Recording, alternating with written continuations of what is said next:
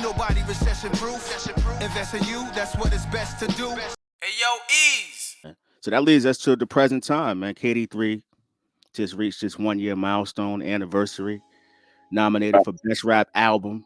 So at this time, obviously, we all love that album. Classic. Listen, man, it is what it is, right? Can't deny it. So it's okay for y'all to say it, you know. It's a classic. Sad, the replay value was there. A year later, I'm still bumping it at least once a week. So, what is your favorite track at this particular moment, as opposed to when it first came out? It's always remained the same, bro. Recession Proof. Oh yeah, he was spitting on that. Yeah, Recession Proof was fire.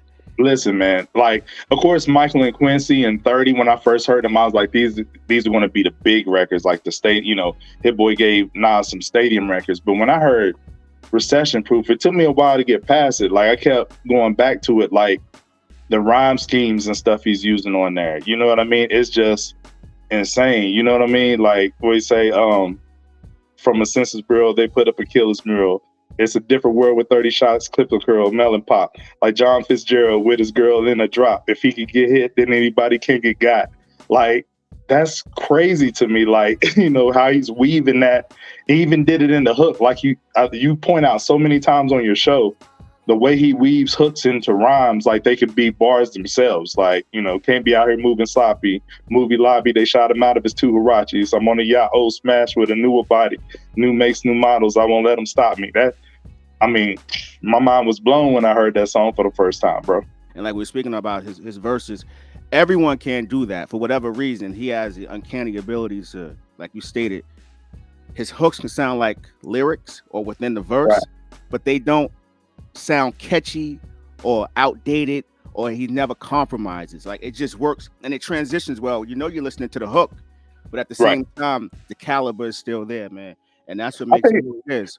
I think he had some catchy joints, like, you know, on this back end of his career on, you know, this Hitboy run. I think he has some really catchy joints that if, you know, we pluck them out of now and put them in, you know, the 90s era, they would have been major hits, you know what I mean, on radio. Gotcha. But it's, you know, it compromises, though. In a sense, it's not popcorn, is what I mean. Right. And like you said, I think you tweeted out, like, you know, it's amazing to me how they didn't get behind like Get Light on the radio and, you know, joints like that, which obviously would ring off in a lot of areas, but it is what it is. So what's your favorite joint? At this moment, oh man, I've been playing First Time. Love that record. Yeah. That and yeah, legit. I played the whole album though. It's something for everybody on there, and that's why I feel like it got the Grammy nod. Like, it's, you know, it's really an amazing album.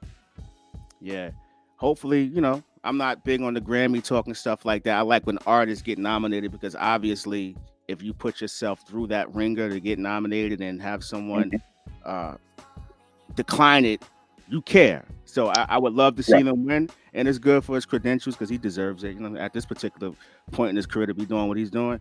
But I don't see any competition in a sense when we're talking about just music.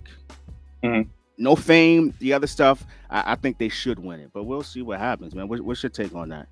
I hope so. Not to belabor the Grammy talk, but, you know, I think that's by far the best album, but Michael will be my runner-up.